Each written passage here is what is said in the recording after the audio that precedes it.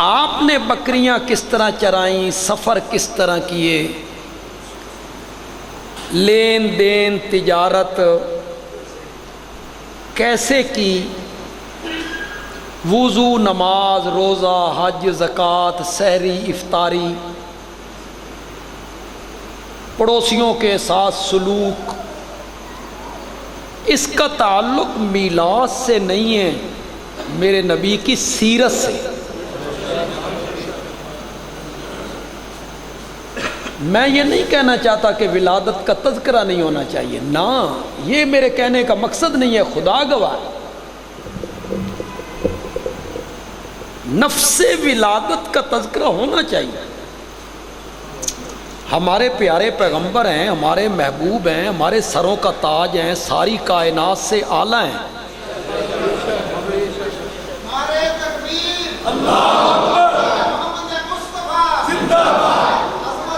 ولادت کا تعلق ہونا چاہیے، اور وہ بیان ہونا چاہیے جو صحیح روایات سے ثابت ہو، اس میں جھوٹ نہ ہو، موضوع روایتیں نہ ہوں، من گھڑت روایتیں نہ ہوں، جس طرح لوگ بیان کرتے رہتے ہیں۔ صحیح ولادت کا تذکرہ ہونا چاہیے۔ حلیمہ جب آئی تھی نا میرے نبی کو لینے کے لیے، اور پیدائش کے چند دن بعد ہی آ گئی تھی، اس دن اور بھی عورتیں آئی تھیں مکے مختلف بچوں کو لینے کے لیے، وہ پہلے آ گئی تھیں۔ حلیمہ کی سواری ذرا کمزور تھی، یہ جلدی نہیں پہنچی، اسے دیر ہو گئی۔ میں کہا کرتا ہوں کہ رب نے حلیمہ سے کہا، حلیمہ آج تھوڑا سا رک کے جا، میں تیرے مقدر کا ستارہ چمکانا چاہتا ہوں۔ ساری دائیاں آئیں، امراء کے بچے، سرداروں کے بچے، چودھریوں کے بچے، انہوں نے اٹھا لیے۔ جو دائی بھی یہاں آئی نا، اس نے پوچھا اس کا باپ کیا کرتا ہے، کہ وہ تو فوت ہو گئے ہیں۔ تو وہ دائی نے سوچا ہمیں کیا ملے گا، یتیم ہے، باپ ہی نہیں ہے، ہمیں کیا ملے گا۔ وہ میرے نبی کے دروازے سے ہٹتی چلی گئی، ہٹتی نہیں چلی گئی، رب نے ہٹایا۔ کچھ لوگ میرے نبی کے دروازے پہ پہنچ کے بھی دھتکارے جاتے ہیں، پتہ نہیں سمجھو کہ نہیں۔ کچھ لوگ میرے نبی کے دروازے پہ پہنچ کے بھی دھتکارے جاتے ہیں، وہ یہاں آ کے کہتے ہیں ایسا اتنے نمازاں جماعت نال نہیں پڑھی ہیں۔ کچھ میرے نبی کے در پہ پہنچ کے بھی ہٹائے جاتے ہیں۔ ان دائیوں کو رب نے ہٹایا، پیچھے ہٹ جاؤ۔ حلیمہ دیر سے پہنچی، چودھریوں کے بچے انہوں نے اٹھا لیے تھے۔ حلیمہ نے شوہر سے مشورہ کیا، یتیم ہے، نہ لے جانے سے تو بہتر ہے، دیکھنے میں کیا حرج ہے۔ حلیمہ میرے نبی کے گھر آئی، بچہ دکھاؤ۔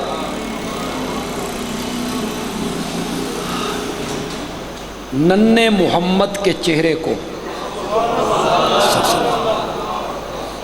کپڑا جو ہٹایا، اور حلیمہ نے ایک نظر دیکھا تو کہنے لگی مجھے کعبہ کے رب کی قسم ہے، اتنا خوبصورت بچہ تو میں نے زندگی میں کبھی نہیں دیکھا، کبھی نہیں دیکھا۔ حلیمہ نے اٹھا لیا۔ عام میں پڑھے لکھے لوگ بھی بیٹھے ہوں گے، تاریخ کا مطالعہ کرنے والے بھی ہوں گے، سیرت کی کتابیں بھی آپ پڑھتے رہتے ہوں گے۔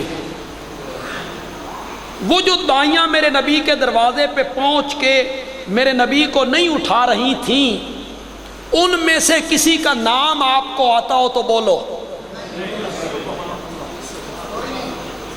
کون کون سی عورت گئی تھی میرے نبی کے دروازے پر، پھر بغیر اٹھائے نکل آئی؟ ایک کا نام بھی تاریخ میں محفوظ نہیں، اور حلیمہ ہر طرف حلیمہ حلیمہ ہو رہی۔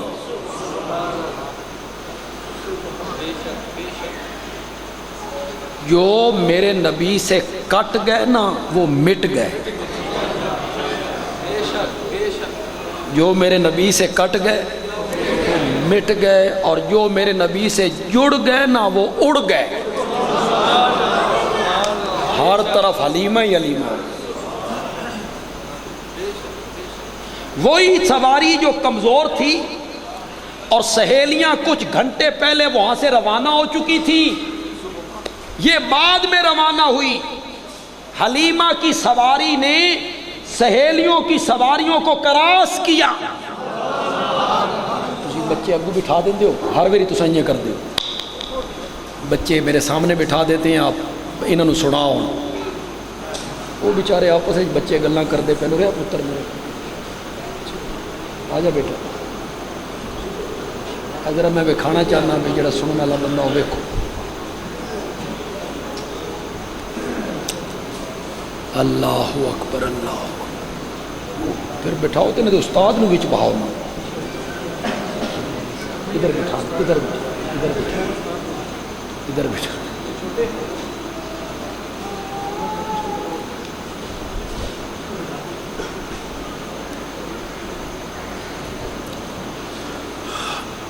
ہم پہلے ذرا لیٹ ہو گئے، اور میں نے عشاء کے بعد پھر منگووال میں بھی جا کے درس دینے انشاءاللہ۔ حلیمہ کی سواری نے سہیلیوں کی سواریوں کو کراس کیا، وہ ساری سہیلیاں حیران، کہتی ہیں حلیمہ سواری بدل لئی گئی۔ وہ ساکھا سواری نہیں سوار بدل لیا ہے، ساری سواریوں سے آگے نکل۔ تو ولادت کا جو تذکرہ ہے، آپ کے بچپن کا تذکرہ ہے، آپ کی ولادت کا تذکرہ ہے، اس سے انکار نہیں ہے۔ اس کا آواز ایسا کریں یار، آواز ایسا کریں۔ ولادت کا تذکرہ ہونا چاہیے، اس سے قطعاً انکار نہیں ہے۔ یہ جب ہم تردید کرتے ہیں تو لوگ کہتے ہیں دیکھو جی ولادت بیان نہیں کرتے، میلاد کا تذکرہ، میلاد کا ولادت کا تذکرہ ہونا چاہیے، لیکن پورے دین کو میلاد میں بند، پورا دین ہی میلاد میں آ گیا۔ میلاد مناؤ رب راضی، میلاد مناؤ نبی راضی، میلاد مناؤ جنت مل جائے گی، میلاد مناؤ گناہ مٹ جائیں گے۔ وہ جو دکاندار سارا سال کم تولتا ہے، 2 نمبر مال بیچتا ہے، ملاوٹ کرتا ہے، گاہکوں کو دھوکہ دیتا ہے، وہ 500 کی جھنڈیاں لگا کے نبی کو راضی کر لے گا؟ وہ حقوق العباد معاف ہو جائیں گے؟ نہیں ہوں گے، نہیں ہوں گے۔ نبی پاک کی سیرت پہ عمل کرنا پڑے گا۔ میں یہاں ایک جملہ کہہ کے گیا تھا، مجھے یاد پڑتا ہے، میں کہہ کے گیا تھا، شاید آپ کے ذہن سے نکل گیا ہو، پھر ایک دفعہ کہتا ہوں، پوری تقریر اس ایک جملے میں بند ہے، خدا کی قسم سمندر کوزے میں بند ہے۔ وہ میرا جملہ غور سے سننا ہے، اس کی تہہ میں پہنچنا ہے۔ بندیالوی کہتا ہے میلاد نہ مناؤ، جس کا میلاد منا رہے ہو اس کو مناؤ، جس کا میلاد منا رہے ہو، جس کا میلاد منا رہے ہو اس کو۔ وہ جھنڈیوں سے نہیں مانتا نا، وہ روشنیوں سے نہیں مانتا، وہ جلوسوں سے نہیں مانتا۔ یہ تو سیاسی لیڈر خوش ہوتے رہتے ہیں جھنڈیوں پر اور ہاروں پر، اور آوے آوے تے جاوے جاوے، یہ تو سیاسی لیڈر ہیں، خوش ہوتے رہتے ہیں۔ وہ آقا جھنڈیوں سے، مصنوعی پہاڑیوں سے، روشنیوں سے، جلوسوں سے، ہلا گلا سے، ناچ سے، ڈانس سے وہ خوش نہیں ہوگا، وہ خوش تب ہوگا جب اپنی زندگی اس کی سیرت کے مطابق گزارو،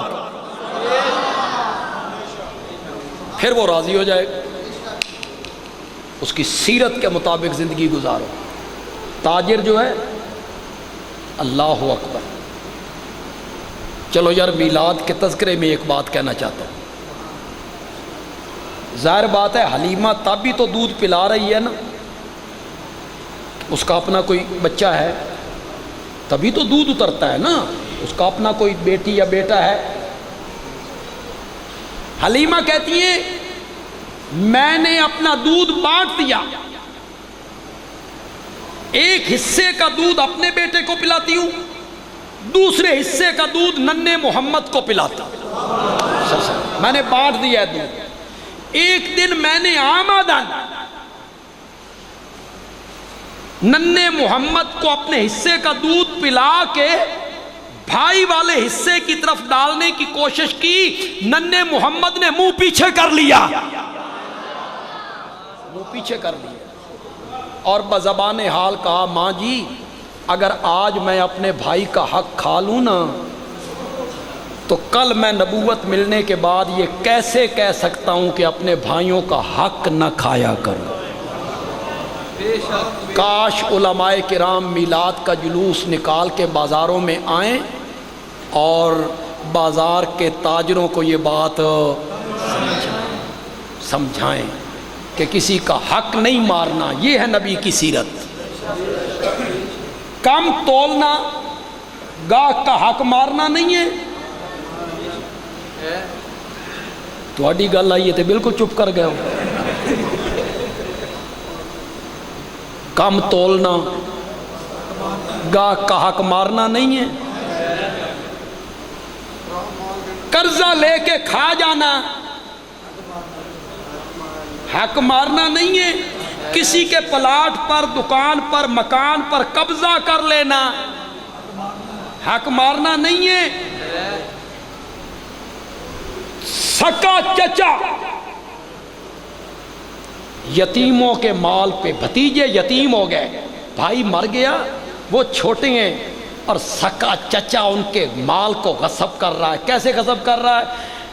چنگیاں چنگیاں شیاں اپنے والے پاسے تے ردی شیاں، ڈنگراں دی تقسیم ہوئی تے ردی ڈنگر یتیم والے پاسے، چنگے اپنے پاسے، زمین چنگی اپنے پاسے، ردی۔ یہ ہے نا مال، یتیم کا مال کھانا۔ یہ یتیم کا مال کھانے والا بھی 12 ربیع الاول کو جھنڈیاں لگا کے خوش ہو رہا ہے بھئی نبی راضی ہو گئے۔ ایسے نہیں ہے، نبی تب راضی ہوگا جب وہ یتیم راضی ہوگا۔ اگر وہ یتیم راضی نہیں نہ ہوگا تو نبی بھی راضی نہیں۔ میری اور آپ کی جو عملی زندگی ہے اس کا تعلق نبی پاک کے میلاد سے نہیں ہے۔ ولادت کا تذکرہ ضرور ہونا چاہیے لیکن اسی ہی کو دین سمجھ لینا۔ ہر محفل، ہر مجلس، ہر تقریر، ہر نعت اس میں میلاد، ولادت، ولادت۔ جتنے لوگ آپ بیٹھے ہیں، سمجھدار نوجوان بیٹھے ہو، پڑھے لکھے لوگ بیٹھے ہو، سچی سچی بات کرنا۔ جب سے میرے نبی پیدا ہوئے ہیں، پھر میرے نبی نے 63 سالہ زندگی گزاری، 13 سال 52 سال مکے میں، 10 سال مدینے میں میرے نبی نے زندگی گزاری۔ آپ کا انتقال ہو گیا۔ آپ کی زندگی میں اور آپ کے انتقال کے بعد آج تک کوئی بندہ آپ دنیا میں مجھے بتا سکتے ہیں جس نے میرے نبی کے میلاد کا انکار کیا ہو؟ بولتے کیوں نہیں؟ کسی ہندو نے، سکھ نے، مجوسی نے، یہودی نے، عیسائی نے، منافق نے، میرے نبی کے ذاتی دشمنوں نے، کسی نے میرے نبی کے میلاد کا انکار کیا ہو کہ آپ کی ولادت نہیں ہوئی، آپ کا میلاد نہیں ہوا، آپ مکے میں پیدا نہیں ہوئے، کسی نے انکار کیا؟ پھر اللہ کے بندو، جس چیز کا منکر آج تک پیدا ہی نہیں ہوا، تو میلاد پہ زور دے کے آخر منوانا کیا چاہتا ہے؟ اختلاف تو میرے نبی کی سیرت میں آ کے پیدا، مسلمانوں نے میرے نبی کی سیرت کو اپنایا اور مخالفین نے میرے نبی کی سیرت کو نہیں اپنایا، انہوں نے مخالفت کی، میرے نبی کے مشن کی مخالفت کی، میرے نبی کے دعوے کی مخالفت کی، میرے نبی کی دعوت کی مخالفت کی، میرے نبی کی تبلیغ کی مخالفت کی، یہودیوں نے کی، عیسائیوں نے کی، ہندوؤں نے کی، سکھوں نے کی، اسے بیان کرنے کی ضرورت ہے۔ چلو اب بھی آپ کو میری بات کی سمجھ نہیں آئی یار، تو چلو اور آسان کر دیتا ہوں، اور آسان کر دیتا ہوں۔ یہ میرے نبی نے مکے میں 13 سال مسلسل مار کھائی تھی۔ کتنے؟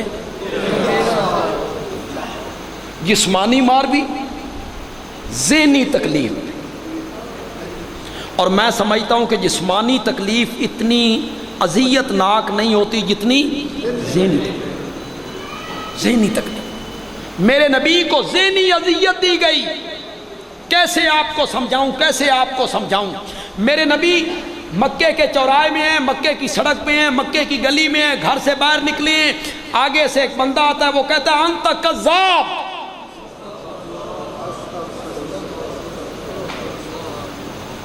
کیسے ترجمہ کروں؟ انت کذاب کس کو کہا جائے؟ سچی سچی بات کرو، آپ اور میں، مولانا،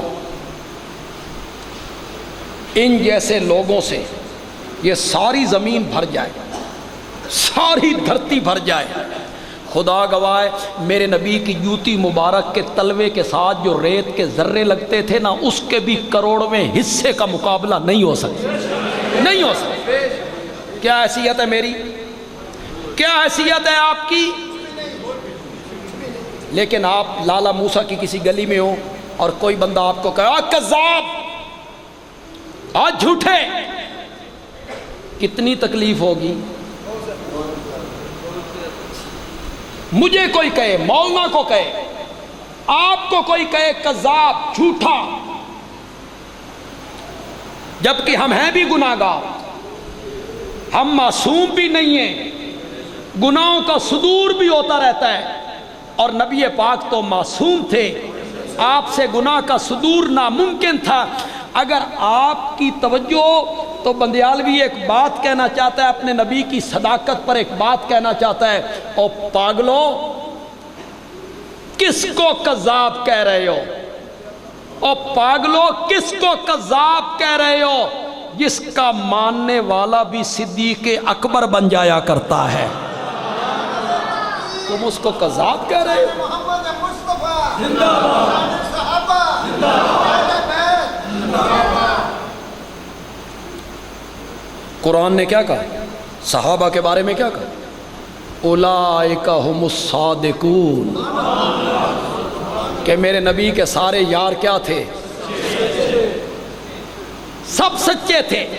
حضرت ابو بکر، حضرت عمر، حضرت عثمان، حیدر کرار، حسنین کریمین، طلحہ، زبیر، جتنے صحابہ ہیں سارے صادق ہیں، جس کے ماننے والے اولئک ھم الصادقون ہو، اور جس کا ماننے والا صدیق اکبر ہو، اس کو گلیوں میں چوراہوں میں کہا جا رہا انت کذاب۔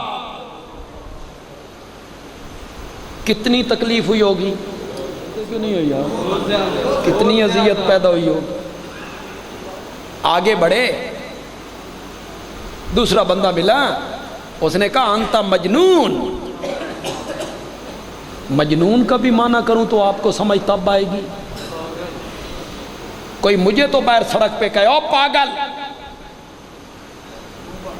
مجھے بھی کوئی کہے، مجھے کتنی ذہنی اذیت ہوگی، اور یہاں کائنات کے تائیدار کو کہا جا رہا انت مجنون۔ پریشان ہوئے نا میرے نبی، پریشان ہوئے نا، افسردہ ہوئے نا، پھر قرآن بولا، قرآن نے میرے نبی کو تسلی دی، خدا دی قسم مزہ ہی آ گیا، مزہ ہی آ گیا۔ قرآن نے کہا نون والقلم وما یسطرون وما انت بنعمت ربک بمجنون، مجھے قلم کی قسم ہے اور جو کچھ وہ لکھتے ہیں لکھنے والے، مجھے اس کی قسم ہے۔ مولا تو قسم نمی چکتا، تو رب العالمین نہیں ہے، تو ویسے ہی تسلی دے دیتا اپنے نبی کو، لیکن کیا مزہ ہے، مجھے قلم کی قسم ہے اور جو کچھ وہ لکھتے ہیں مجھے اس کی قسم ہے، ما انت بنعمت ربک بمجنون، دو قسمیں اٹھا کے میں آپ کو یقین دلاتا ہوں کہ آپ مجنون نہیں ہیں، آپ مجنون ما انت بنعمت ربک بمجنون۔ آپ نے سبحان اللہ بھی کہہ دیا، آپ خوش بھی ہوئے، نبی پاک کی تعریف ہوئی، اللہ نے کی، لیکن ابھی میں نے معنی مکمل نہیں کیا، میں نے معنی ذرا ادھورا رکھا ہے، جان کے رکھا ہے۔ صرف یہ نہیں کہا کہ آپ مجنون نہیں ہیں، بلکہ فرمایا ما انت بنعمت ربک، بنعمت ربک، ما انت بنعمت ربک بمجنون۔ اب بندیالوی معنی کرنے لگا ہے، میں تجھے دو قسمیں اٹھا کے یقین دلاتا ہوں کہ تو مجنون نہیں ہے، اور اس کی دلیل یہ ہے ہم نے تجھے قرآن جیسی کتاب دی ہے، قرآن ہم مجنونوں کو دیا کرتے ہیں؟ ہم نے آپ کے سر پہ ختم نبوت کا تاج رکھا ہے، یہ ختم نبوت کا تاج ہم مجنونوں کے سر پہ رکھا کرتے ہیں؟ ہم نے آپ کی انگلی کے اشارے سے چاند کو دو ٹکڑے کر کے رکھ دیا ہے، یہ ہم مجنونوں کے ساتھ کرتے ہیں؟ آپ کے وجود مقدس کو عرش کی بلندیوں تک پہنچایا ہے، یہ ہم مجنونوں کے ساتھ کرتے ہیں؟ اللہ وہ فتوے لگا رہے ہیں، زج کر رہے ہیں، اللہ اپنے نبی کو کیا دے رہا ہے؟ ذہنی اذیت دی میرے نبی کو، جسمانی مار الگ ہے۔ اللہ اکبر اللہ اکبر۔ نبی پاک آگے آگے اپنی دعوت دے رہے ہیں، ایک شخص پیچھے سے تاک تاک کے پتھر مارتا ہے۔ یہ جو دیہات کے علاقے سے تاجر آیا تھا کاروبار کے لیے اس منڈی میں، وہ خود بیان کرتا ہے، بعد میں وہ مسلمان ہو گیا۔ اس نے کہا میں تجارت کی غرض سے اس بازار میں آیا تو میں نے دیکھا کہ آپ آگے آگے دعوت دیتے چلے جا رہے ہیں، میں دعوت کا بھی ذکر کروں گا، دعوت دیتے چلے جا رہے ہیں، پیچھے سے ایک بندہ ہے وہ پتھر بھی مارتا ہے اور کہتا ہے اس دی گل نہیں سننا، ایک کذاب ہے، یہ مجنون ہے، جادوگر ہے۔ میں نے پوچھا یہ کون ہے؟ بتلانے والے نے کہا اس کا نام محمد ہے صلی اللہ، یہ کہتا ہے میں اللہ کا نبی ہوں۔ اور یہ پتھر مارنے والا کون ہے؟ کہنے والے نے کہا یہ اس کا سکا چچا ہے، ابو لہب ہے۔ پھر پتھروں کی بارش ہوئی، نبی پاک کو پتھر لگنے لگے، آپ زمین پہ بیٹھ گئے تو میں نے دیکھا کہ ایک چھوٹی سی بچی پانی کا پیالہ لے کے آپ کے پاس آئی اور بابا بابا کہہ کے آپ سے لپٹ گئی۔ آپ نے جو کلی کی تو خون باہر آ گیا۔ یہ جسمانی تکلیف ہے جو میرے نبی کو دی جا رہی۔ مکے کی گلی میں ابو جال نے گالیاں نکالی، میرے نبی چپ کر کے سنتے رہے، کوئی جواب نہیں دیا، کوئی جواب نہیں دیا۔ میرے نبی کو تو کہا بھی یہی گیا تھا ادفع باللتی ہی احسن، میرے پیغمبر برائی کے بدلے میں برائی نہیں کرنی، گالیاں دینے والوں کو بھی دعائیں دیتے چلا جا میرا نبی۔ اچھائی کے بدلے میں اچھائی کرنا کون سا کمال ہے بھائی؟ ایک بندہ مجھ سے اچھائی کرتا ہے، میں اس سے اچھائی کرتا ہوں، کیا کمال ہے؟ کمال یہ ہے کہ بندہ برائی کرے اور اس کے مقابلے میں بندہ اچھائی کرے، یہ کمال۔ میرے نبی کو ابو جال نے گالیاں نکالی، میرے نبی خاموش ہیں۔ اس نے پھر ایک پتھر مارا، جو میرے نبی کے سر مبارک پہ لگا۔ آپ وہیں بیٹھ گئے، سر پہ آپ نے ہاتھ رکھ لیا۔ حضرت حمزہ رضی اللہ تعالی مسلمان نہیں ہوئے تھے، ان کی لونڈی یہ سارا منظر دیکھ رہی، وہ گھر گئی۔ حضرت حمزہ شکار سے واپس آئے، اس نے کہا مالک مذہب اپنا اپنا ہے، لیکن آج میں نے تیرے بھتیجے کی جو بے بسی دیکھی ہے نا، مجھ سے دیکھی نہیں گئی۔ اس کی مرہم پٹی کرنے والا کوئی نہیں تھا، اس کو تسلی دینے والا کوئی نہیں تھا۔ ابو جہل نے اس کے سر پہ پتھر مارا۔ حضرت حمزہ اٹھے، ابو جہل کے پاس پہنچے، بدلہ چکایا، بدلہ چکا کے میرے نبی کی خدمت میں آئے، بھتیجے اٹھ، میں تیرا بدلہ لے کے آیا ہوں۔ اور میرے نبی نے کہا چچا بدلوں سے خوش کرتے ہو، میں بدلوں سے خوش نہیں ہوتا۔ بھتیجے بول، آج میں تجھے خوش کر کے جاؤں گا۔ کیسے خوش ہوتا ہے؟ میرے نبی نے کہا مجھے خوش کرنا چاہتے ہو تو میری دعوت کو قبول کرو۔ وہی بات حضرت حمزہ کے ایمان لانے کی سبب بن گیا۔ میرے نبی کو ذہنی تکلیف بھی دی گئی، میرے نبی کو جسمانی تکلیف بھی دی گئی، مارا گیا، پیٹا گیا۔ جتنے نوجوان یہاں بیٹھے ہو، دیکھو یہ تحقیق کی دنیا ہے، یہ تفتیش کی تحقیق کی دنیا ہے، پرکھ کی دنیا ہے۔ میں اپنی رائے آپ پر ٹھونس دوں قطعاً غلط نہیں، آپ اس کی تحقیق کریں، سوچیں، مطالعہ کریں، لیکن تحقیق تو کریں نا۔ بندیالوی پوچھنا چاہتا ہے، میرے نبی نے مکے میں 13 سال مار کھائی تھی، تڑپتے رہے، خون بہتا رہا، پتھر برستے رہے، گلے میں رسیاں، پاؤں میں کانٹے۔ میرے نبی نے یہ ساری تکلیفیں اس لیے برداشت کی تھیں کہ میرے نبی مکے والوں سے منوانا چاہتے تھے، مکے والوں مانو میں پیدا ہوا ہوں۔ بولو، بولتے کیوں نہیں ہو؟ مکے والوں مانو میں آمنہ کا بیٹا ہوں، عبداللہ کا در یتیم ہوں، میرے دادا کا نام عبد المطلب ہے، میں قریشی ہاشمی خاندان سے تعلق رکھتا ہوں، حلیمہ کا میں نے دودھ پیا ہے، میں ربیع الاول میں پیدا ہوا ہوں۔ یہ منوانے کے لیے میرے نبی نے مارے کھائی تھی۔ چلو اس کو بھی چھوڑو ذرا، میں اس پر تھوڑی دیر بعد پھر اس طرف آ جاتا ہوں۔ یہ جو بلال تپتے ہوئے کولوں پہ لیٹتا تھا، اور یہ جو زنیرہ کی آنکھوں میں سلاخیں پھیر دی گئی تھیں، اور یہ جو ابو فقیہ کی پسلیاں توڑ دی گئی تھیں، اور یہ جو سمیہ کو مکے کے چوراہے پہ 2 ٹکڑے کر دیا گیا تھا، یہ ساری تکلیفیں بلال نے، زنیرہ نے، سمیہ نے، یاسر نے، میرے نبی کے غریب صحابہ، یہ ساری تکلیفیں اس لیے سہتے رہے کہ وہ مکے والوں سے منوانا چاہتے تھے ساڈے نبی دا میلاد منو،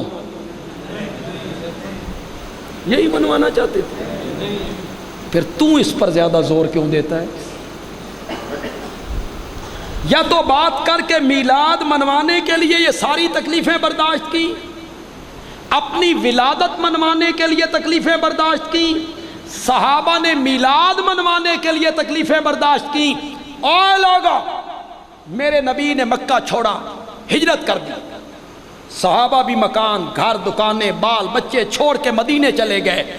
ہجرت اسی لیے ہوئی تھی کہ وہ منوانا چاہتے تھے کہ مانو نبی پاک پیدا ہوئے ہیں، آپ کا میلاد ہوا ہے، تسلیم کروانا چاہتے تھے میلاد، اس لیے ہجرت کی تھی۔ بدر کیوں لڑی گئی؟ احد کیوں لڑی گئی؟ خندق کیوں لڑی گئی؟ احد میں 70 صحابہ کیوں شہید ہوئے؟ بدر میں 14 صحابہ کیوں شہید ہوئے؟ کس لیے؟ میلاد منوانے کے لیے؟ نہیں۔ تو پھر میرے ساتھ اتفاق کرو، ورنہ تحقیق کرو، مطالعہ کرو، उलमा से पूछो, परख करो नौजवानों। बंदियालवी कहता है मेरे नबी ने तकलीफें, मुसीबतें, दुख, ज़हनी अज़ियतें, सहाबा ने तकलीफें हिजरत, बदर, ओद, खंदक मीलाद मनवाने के लिए नहीं किया था, सीरत मनवाने के लिए किया था। वो लोगों से नबी की क्या मनवाना